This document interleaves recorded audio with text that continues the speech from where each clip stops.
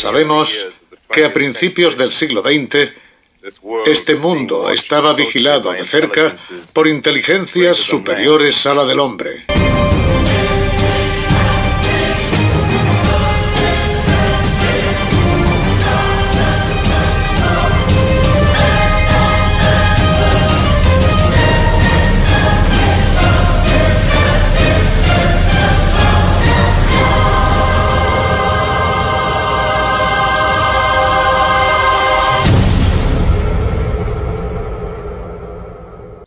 Fue a partir de 1952 que una infinidad de naves extraterrestres aparecen en la Tierra. Se dispara el fenómeno del contacto extraterrestre. ¿Por qué? Porque estalla la primera bomba termonuclear, el primer ensayo termonuclear que realizan los Estados Unidos.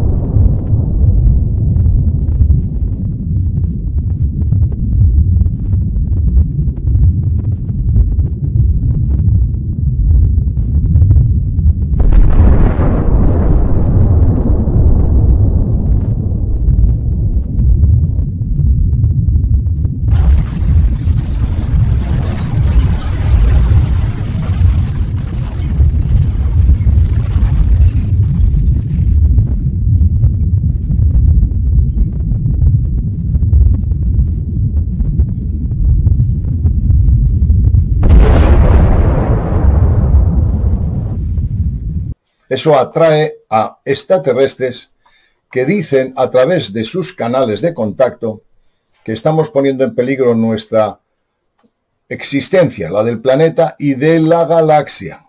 No pueden tolerar que nosotros nos autoaniquilemos. Y desde luego el potencial que tenemos en energía atómica almacenada, os aseguro que puede destruir la Tierra. Lo que voy a hacer ahora es, digamos, sacar la información de la revista APSCA World Report, realizada por Gabriel Green, un personaje curioso. No solamente se dedicó a investigar y a publicar una serie de revistas claves, como antes he dicho, para entender el fenómeno del contacto, sino que se presentó a las elecciones como presidente de los Estados Unidos 2 veces. No sacó poquísimos votos y por tanto es una anécdota que pasó desapercibida. Pero imaginaros que hubiera ganado las elecciones. Ahora estaríamos todos paseando en la calle con los ovnis, porque lo hubiera puesto, esto que ha publicado él, lo hubiera hecho a través de los canales oficiales de la Casa Blanca. Lo que dice este trabajo, esta revista, es los contactos directos por medio de radio de emisoras de 11 metros de Dick Miller. Y este Dick Miller no solamente se limita a contactar por radio, y vamos a transcribir alguno de estos contactos, sino que además estuvo en su nave. Y lo que vamos a contar es lo que a él le pasó, lo que él vivió. Interesantísimo. Por otra parte, lo que pone en evidencia esos contactos directos de radio, no canalizados, no telepáticos, no, directos, es que estas extraterrestres, digamos que señalan, escogen a una serie de contactados. Y Dick Miller cita, los mensajes de Dick Miller citan a Williamson, a Adamski, a Daniel Walter Fry, todos ellos que en ese momento hicieron furor y que se pusieron de moda, estaban realmente contactados por entidades del espacio. Esta revista, que forma parte de una colección y que seguiremos viendo, es decir, no va a ser la primera y última vez que vamos a hablar de las revistas de Gabriel Green, va a darnos el pie, la base por el cual se han movido todos los fenómenos de contacto extraterrestre a partir del año 50. Es obligado leerlo, y os lo voy a leer despacito. Todo empezó con el Capitán Mantell, un héroe americano que fue derribado, entre comillas, por un ovni, o bien que persiguiendo a un ovni estalló. Ya hemos sacado esta historia. Dick Miller empieza a cuestionarse esta historia del Capitán Mantell y comienza su relato, que es sencillamente apasionante.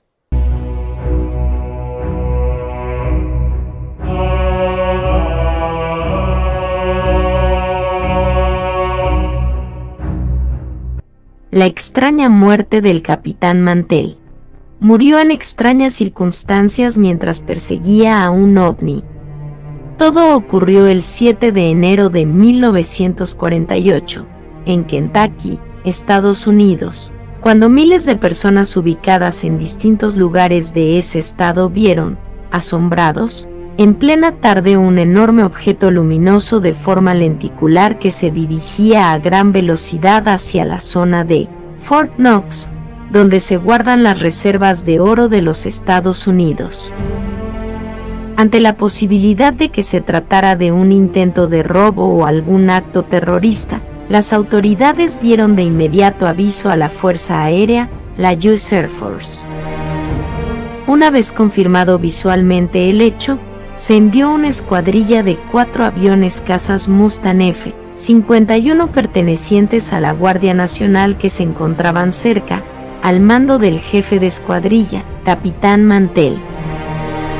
3 de los aviones se acercaron al objeto y el jefe de la escuadrilla informó con detalle: me acerco y el objeto sigue moviéndose a la mitad de mi velocidad. Esa cosa parece metálica y tiene un enorme tamaño. Ahora asciende y va a la misma velocidad que yo, a unos 600 kilómetros por hora. Subiré hasta los 6.000 metros y si no consigo acercarme, abandonaré la caza. No me queda mucho combustible. Estas fueron las últimas palabras que se escucharon del capitán Mantell con la torre de control. Eran exactamente las 3:15 de la tarde. No se supo más del avión, hasta que horas más tarde apareció el cadáver del piloto junto a los restos de su avión, que se estrelló cerca de Fort Knox.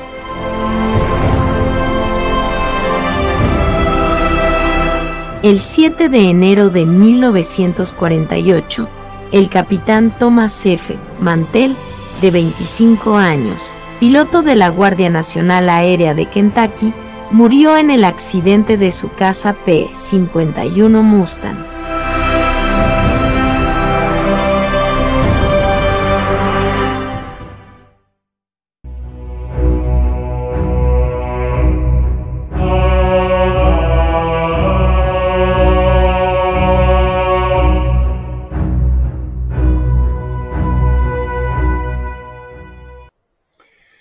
Lo que estos contactos explican es ni más ni menos que las pruebas atómicas que están realizando los humanos están dando un toque de atención, de aviso, de peligro, y por tanto los extraterrestres han venido a parar esas pruebas o a invitarnos a abandonar la energía atómica.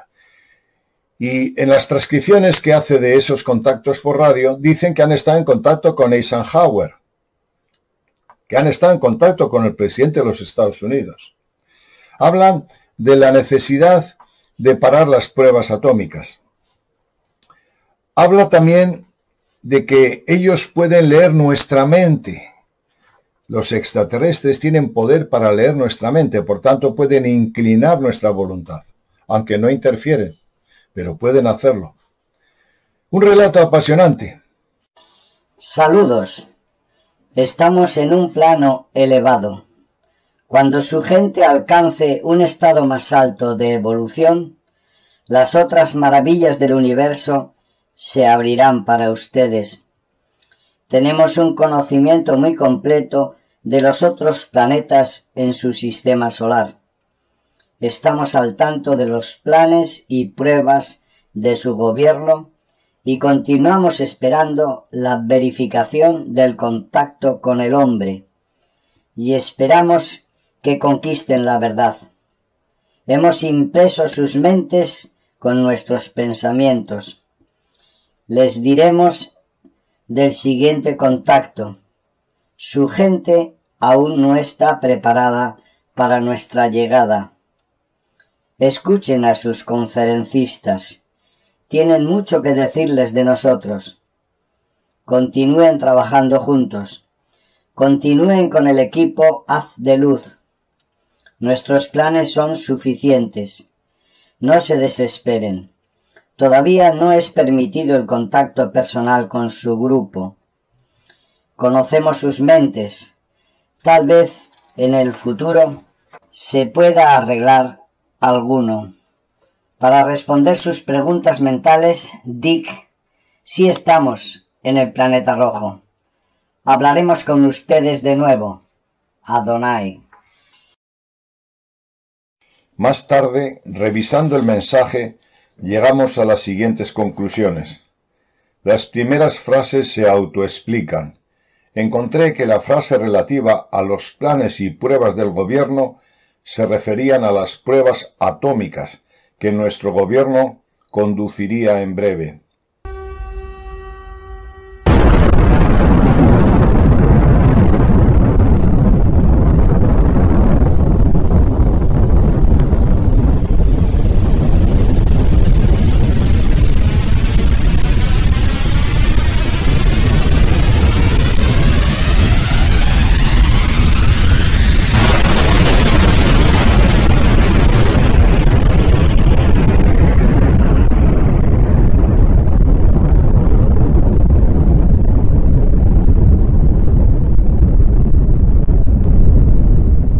La verificación del contacto con el hombre creo que se refiere a la historia de una nave espacial que fue reportada haber aterrizado en Edwards Air Force, la base de California, y de la plática con el presidente Eisenhower, que se dice que tuvo con su piloto. Esto ocurrió en la primera parte de 1954, durante el viaje de golf del presidente a Palm Springs, California. El relato es que el presidente fue urgentemente convocado a Edwards Air Force con el propósito de hablar con el piloto de aquella nave. También supimos que la palabra Adonai de la lengua Sol-Esmal era una expresión de despedida. Su respuesta a mi pregunta mental sobre el planeta rojo se refería a Marte. Este incidente además indica que la gente del espacio tiene algún aparato capaz de captar nuestros pensamientos. El impacto de esta idea es tremenda. Imagine, nuestros gobiernos de la Tierra no tienen secretos para la gente del espacio. Las ramificaciones de este pensamiento encienden la imaginación. ¿Cómo deben ser los gobiernos en otros planetas donde el engaño y el subterfugio son imposibles? Qué asombroso pensamiento de que un gobierno honesto también podría lograrse en el planeta Tierra.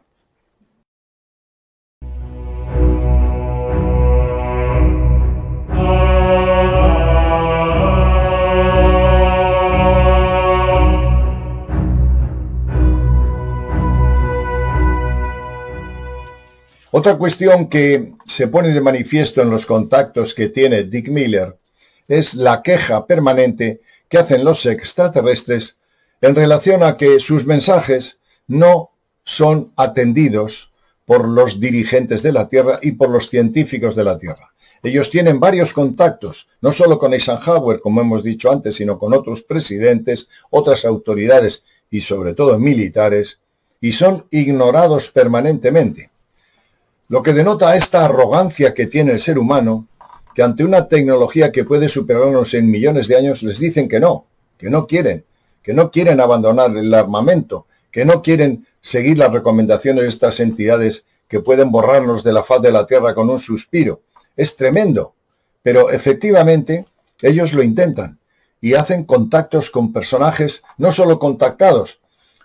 Fijaros, Daniel Walter Fry era un ingeniero de los cohetes, trabajaba en combustibles sólidos en la NASA, no era un personaje cualquiera, y como él otros tantos científicos y sobre todo presidentes de Estado. Todo digamos que se queda en una cortina de humo. El pueblo no está preparado para entender lo que nos está pasando y realmente es un choque cultural que vengan los ángeles de ayer, extraterrestres hoy, un choque tremendo. La gente del espacio ha dicho muchas veces que ningún gobierno aquí en la Tierra está actualmente funcionando de acuerdo con las leyes universales.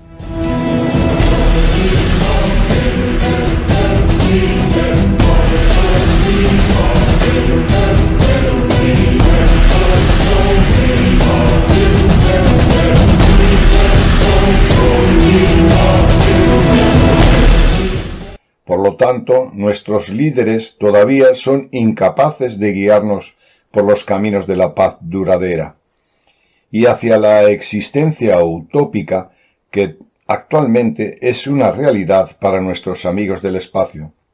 Sin embargo, nuestros hermanos, como consideramos a la gente del espacio, son prevenidos por las leyes kármicas de intervenir en nuestro nombre más allá de ciertos límites, excepto en el evento de un cataclismo que pueda afectar a todo el planeta y el sistema galáctico.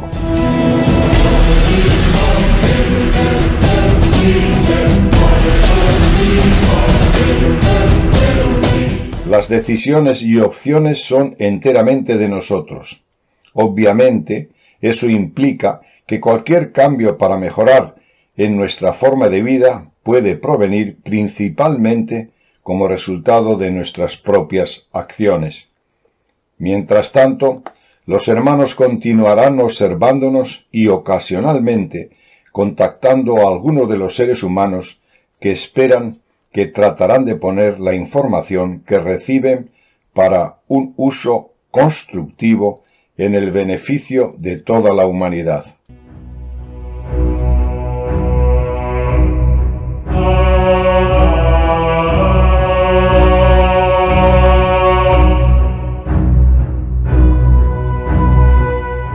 Dick Miller es citado con otros compañeros, lo que pasa que luego se queda él solo a un monte, en un paraje especial, donde entra en la astronave. Describe la astronave, el relato es largo, voy a coger el extracto más fundamental que nos sitúe ante la tecnología de estos seres. Bien, lo que él dice es una anécdota curiosa. El extraterrestre que le visita es humano, es igual que nosotros, y además se parece mucho a Clark Gable, el que hizo Lo que el viento se llevó, esa película larguísima que por otra parte la ha visto todo el mundo. Bueno, pues Clark Gable, que es, digamos, un prototipo de actor americano de belleza, es igual o muy parecido al extraterrestre que contacta con él y le empieza a hablar y le guía por la nave y le da un montón de información sobre cómo es su nave, por qué vienen, para qué están. Clark Gable, los extraterrestres podían hacer cine, porque efectivamente describe a un extraterrestre de la misma estatura que nosotros, con patillas blancas, con pelo canoso, como nuestro actor favorito de Estados Unidos, que murió el hombre. Curioso el contacto que tiene Dick Miller con estas entidades. Después de una hora de conducir, finalmente llegamos al lugar especificado, que es una zona aislada cerca de Ann Arbor, Michigan. Me estacioné en un camino lateral, así que nadie podía notar el auto, y caminamos a la zona designada. Había un barranco entre dos colinas y esperé ahí donde se podía ver la autopista. Era una tarde brillante de domingo y todo estaba muy silencioso. Estuve ahí por lo menos 15 minutos cuando repentinamente un flash de luz por encima captó mi atención. Ahí, descendiendo rápidamente, estaba un objeto que parecía redondo, de color plata, que yo estaba seguro era un platillo volador. En unos segundos la nave estaba flotando sobre la colina al lado mío. Noté su forma y tamaño aproximado y entonces subí la colina para reunirme con ella. Su apariencia era la de un metal color luz similar al aluminio o al magnesio. Parecía ser de alrededor de 150 pies de diámetro. Había 3 aberturas rectangulares a la mitad de los lados de la nave que parecían como ventanas. La nave estaba flotando a unos 12 pies sobre el terreno. Recuerdo pensar cuán silencioso había descendido sin ni siquiera un silbido de aire. Mientras observaba, descendió una escalera del interior de la misma. Se parecía mucho a una escalera móvil que usamos para abordar los aviones modernos. La escalera bajó a un pie sobre el terreno. y me moví hacia allí y miré al interior de la nave, que estaba brillando con una tenue luz blanca. Ahí, parado en la parte superior de la escalera, estaba un hombre joven, vestido en un traje café de una sola pieza. Me hizo señas para entrar a la nave, lo que hice. Estaba parado en un gran vestíbulo circular que parecía circundar toda la nave. También estaba hecha del mismo material, color de luz, como el exterior de la nave. La rampa por la que había entrado se deslizó lentamente dentro de la nave, como un cajón de archivador empujado hacia atrás dentro del gabinete. El hombre me dijo que lo siguiera a través del vestíbulo. El silencio me avergonzó, pero todavía no hacía ningún intento de hablar. Nos paramos enfrente de la puerta y se deslizó sin ninguna causa aparente. El aire y la gravedad parecían ser normales. Las paredes a mi alrededor eran de un material que parecía como madre perla rosa. La iluminación era indirecta y de tal naturaleza que no producía sombras. Directamente detrás de los estantes de los equipos había unas puertas que daban a otras secciones de la nave que no tuve oportunidad de explorar. El hombre sentado en el escritorio circular pareció terminar sus deberes particulares, y entonces se levantó y caminó hacia mí. Levantó su brazo derecho y pensé que me iba a saludar, pero colocó su palma abierta sobre mi hombro izquierdo, que evidentemente era su forma de saludar. Me sentí bastante tonto con mi mano estirada frente a mí para saludarle la suya, pero él notó mi desconcierto y dijo en un inglés perfecto: Por favor, no te sientas abochornado, porque tenemos un gran trato a discutir. Me dijo que su nombre era Soltec y que era el comandante de la nave. Sin embargo, no noté ninguna insignia militar en ninguno de los hombres que conocí en la nave. Uno con el que hablé era un ingeniero eléctrico llamado Merck Tau.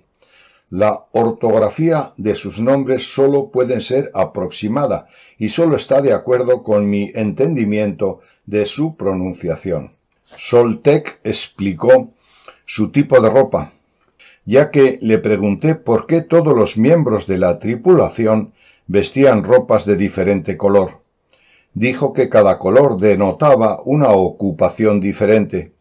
El traje blanco que él vestía indicaba que era un filósofo. El púrpura significaba un ingeniero electrónico o de un campo relacionado, mientras que el naranja significaba un astrofísico. Un azul claro, pálido, significaba un entrenador físico. El café era para un ingeniero geoplanetario. Los trajes eran abrochados con botones y se veían muy confortables, así como funcionales. Soltec era un hombre bastante distinguido, con las sienes un poco grises, que se parecía a nuestro finado actor Clark Gable.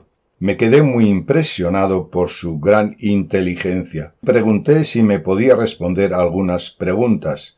¿Por qué están visitando nuestro planeta?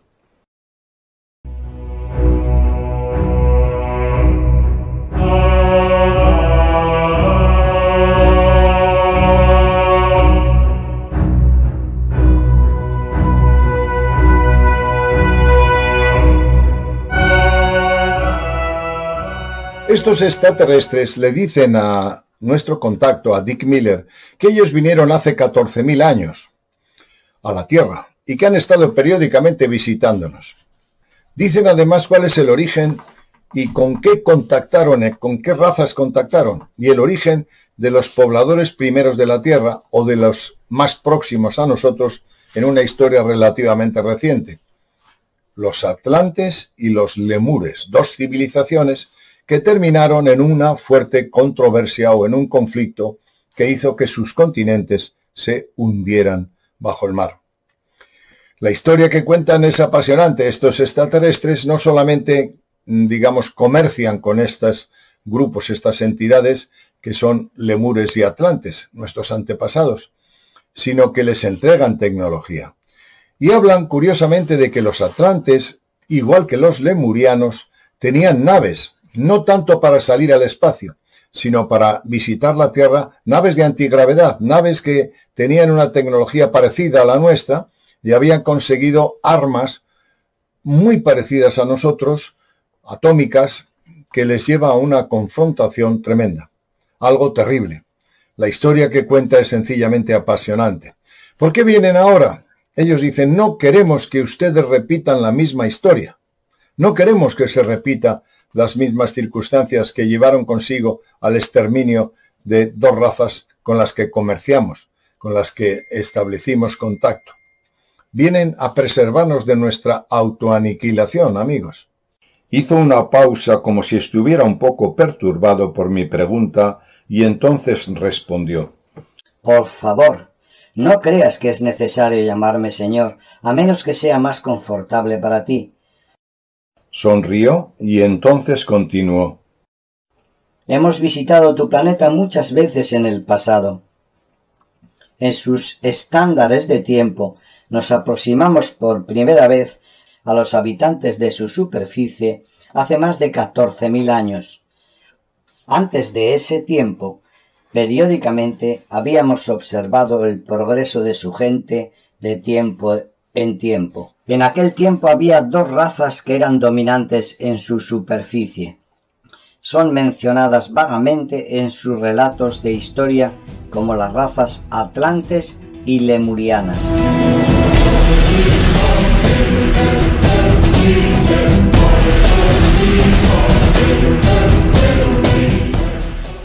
En ese momento decidimos contactar con las dos razas.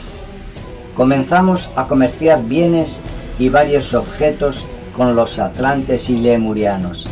La mayoría del comercio fue con el planeta que tú conoces como Venus. La razón para eso fue que desde un punto de vista social y cultural, ambas civilizaciones eran muy similares en ese momento. También ambas tenían avances significativos en ciencia. Sin embargo, nuestra gente de Venus tenía una ciencia más avanzada y por lo tanto tenía viajes espaciales. Eran los únicos que considerábamos más adecuados para el contacto. Los científicos brillantes de sus dos razas antiguas habían descubierto el método natural de la antigravedad y por lo tanto tenían aparatos capaces de explorar su superficie, aunque no poseían el campo de fuerza, por lo que no eran capaces de dejar su atmósfera superior. La información que éramos capaces de intercambiar con su gente benefició a todos ellos. Cuando pasó el tiempo, notamos que los atlantes se comenzaron a hacer arrogantes y orgullosos, y que las únicas relaciones que mantenían eran estrictamente comerciales. Los lemurianos eran gente humilde y calladamente devota, interesada principalmente en elevar los estándares de vida para toda su gente. Por el otro lado, los atlantes crecieron envidiando la hermosa forma de vida que poseían los lemurianos. Como la Atlántida era la reina orgullosa de los mares y Lemuria el noble rey de la tierra, las dos gentes se apartaron gradualmente. Las relaciones entre ellos se hicieron intolerables y finalmente se tensaron hasta un punto de quiebra.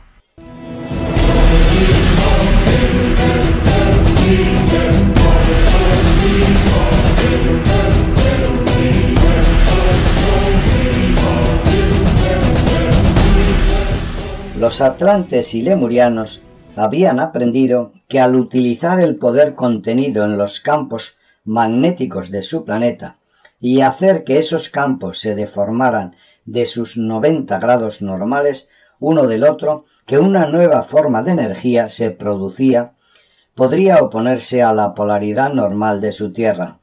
Debido a la ley universal de causa y efecto, La única forma en que un objeto conteniendo este aparato se podría mover era alejándose de su superficie. Los atlantes tenían un pequeño grupo controlando su gobierno que comenzaron a intrigar en tomar la tierra de los lemurianos. Dejaron que las ideas de salud y poder se convirtieran en su meta principal. Y en cada civilización de donde ocurre esto, sus ambiciones les hicieron declarar la guerra. Al principio, los lemurianos no podían creer que sus vecinos marineros realmente dijeran lo que decían, hasta que los atlantes comenzaron a usar armas nucleares que finalmente se dieron cuenta de que tenían que defenderse.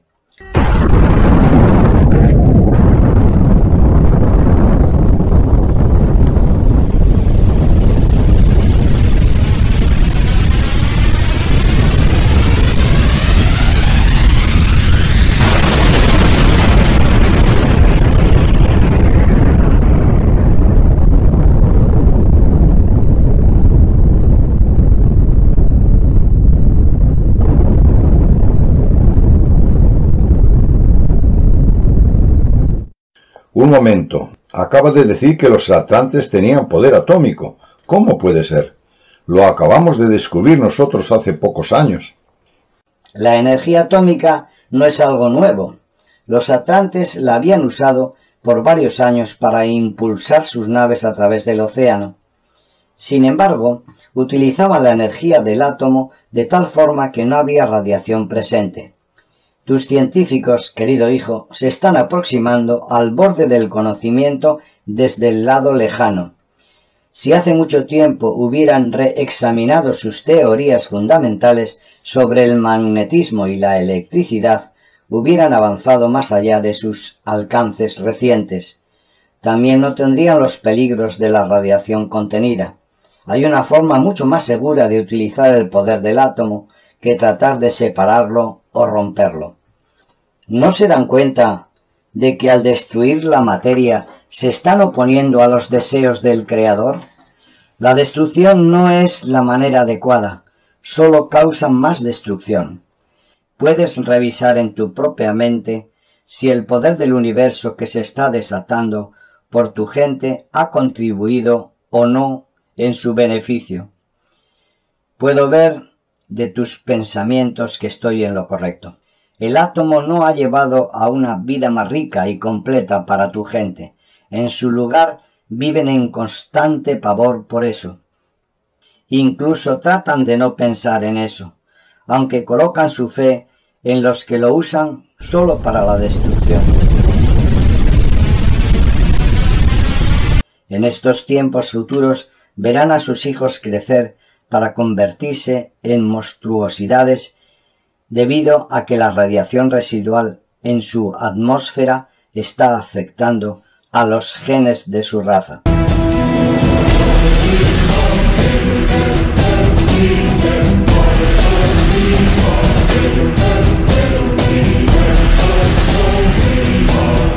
La perspectiva está muy lejos de ser brillante para tu gente.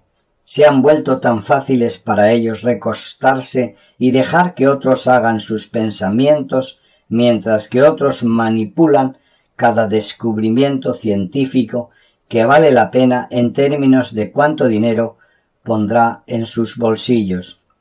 Esta es la razón de regresarme en el tiempo y contarte cómo el poder del átomo destruyó dos razas en su superficie que habían tenido la oportunidad de evolucionar sin el poder del átomo. Habrían tenido a los hijos de sus hijos probando muchos de los planes de nuestro universo. Es mi triste desdicha ser un testigo de tu tiempo presente, de prácticamente el mismo evento histórico que ocurrió en tu hermoso planeta en el pasado remoto. Veo que estás conmocionado por lo que digo. Si solo el resto de tu gente también pudiera impactarse, no tendríamos que interferir en sus vidas. Pero el panorama desde este punto de vista no es alentador. Han sido arrullados hasta el coma por aquellos que piensan por ellos y que se benefician de ello. De hecho, es afortunado de que estemos aquí para prevenir que vuelva a ocurrir lo que les ocurrió a la Atlántida y a Lemuria. También no podemos soportar el pensar en los efectos que la desintegración de su planeta pueda causar a su sistema solar y sus habitantes. No dejaremos que esto ocurra de nuevo. Como en el planeta Maldek, amamos a su gente, aunque sabemos que no están conscientes de nuestra existencia.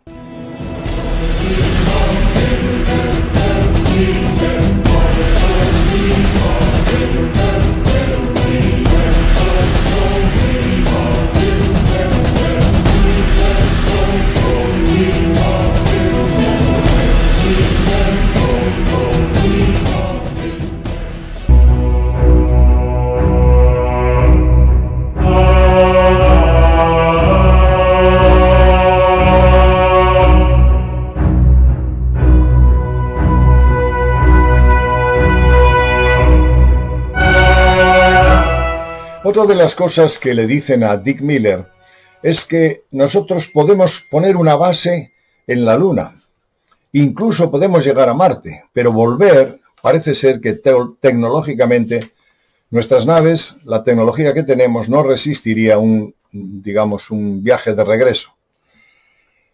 Hay vida en nuestro sistema solar, en varios planetas, pero llegar crea un conflicto con nuestra tecnología por los sistemas gravitacionales de los planetas. Tanto el sistema electromagnético de nuestras naves con el campo gravitacional produciría problemas graves.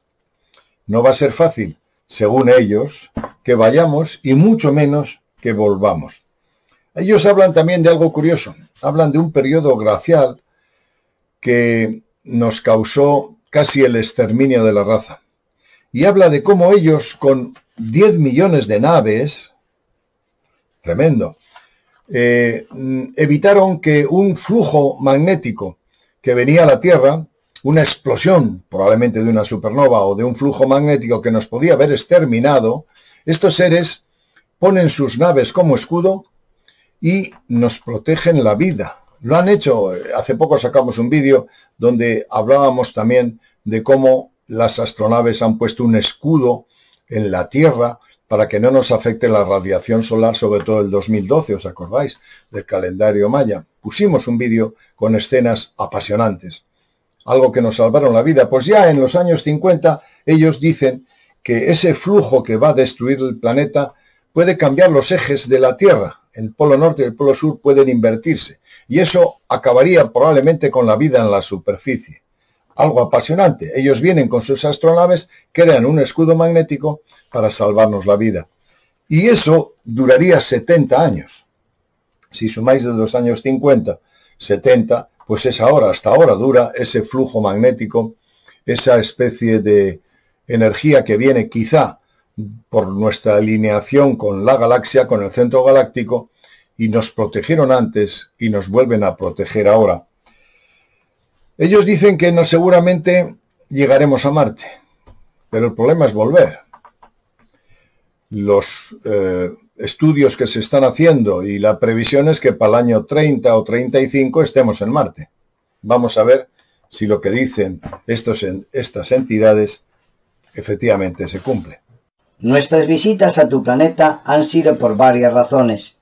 Estamos muy interesados en su desarrollo en el campo de la propulsión de cohetes y en sus intentos en el vuelo espacial.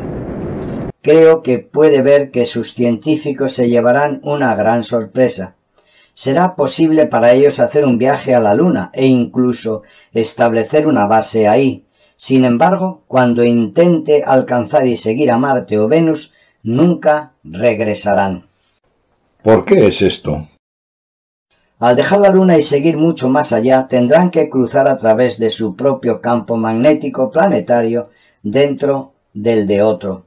Con su actual tipo de motores de propulsión, un viaje dentro de su propio campo magnético es enteramente posible.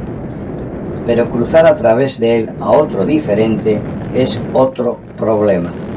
Su nave se desintegrará al entrar en esta zona del espacio debido a la tremenda agitación molecular que se creará en la misma nave. La única forma posible de cruzar es usando un campo resonante de polaridad variable que rodee la nave. Serán capaces de encontrar esto examinando varias de nuestras naves.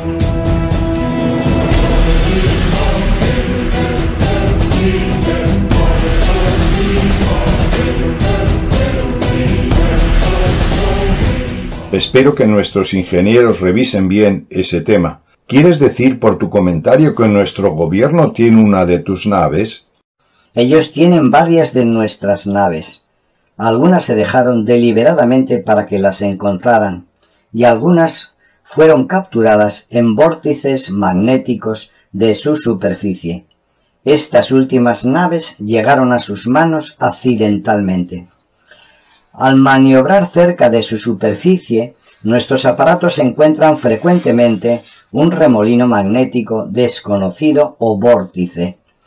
Si en ese momento están en control de vuelo automático, frecuentemente caerán a su superficie antes de que el piloto sea capaz de recuperar el control. Cuando esto ocurre, la planta de energía del aparato puede tener un cortocircuito, como dicen ustedes, a menos de que el piloto tenga la oportunidad de hacer ciertos ajustes que anulen la polaridad de la superficie en la vecindad inmediata del aparato. Esa es la razón por la cual ahora hacemos vuelos regulares de prueba sobre zonas de fallas y anomalías magnéticas.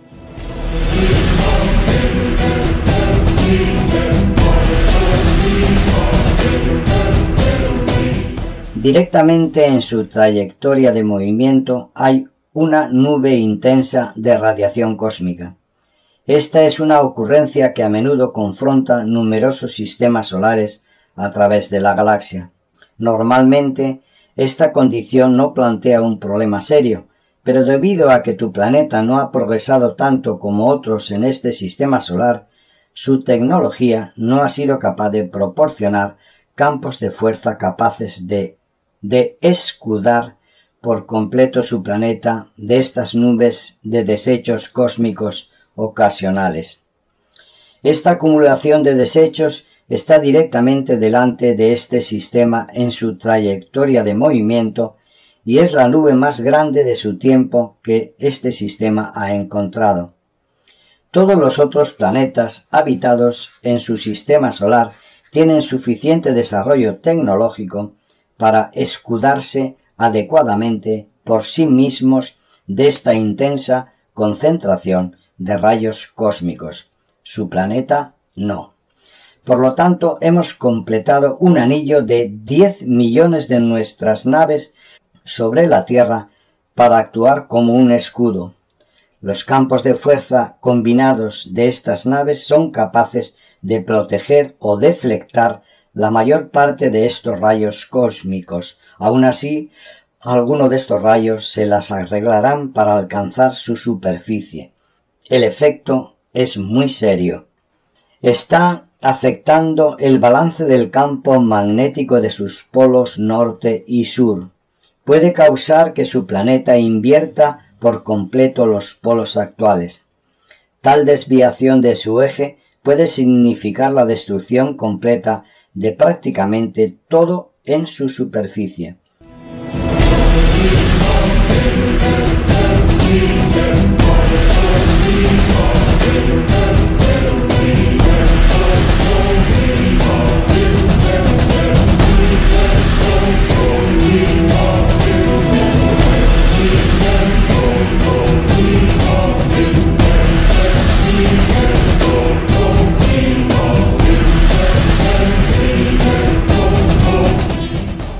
Pero creemos que podemos evitar que esto ocurra usando nuestra nave para cribar la mayor parte de esta radiación como sea posible.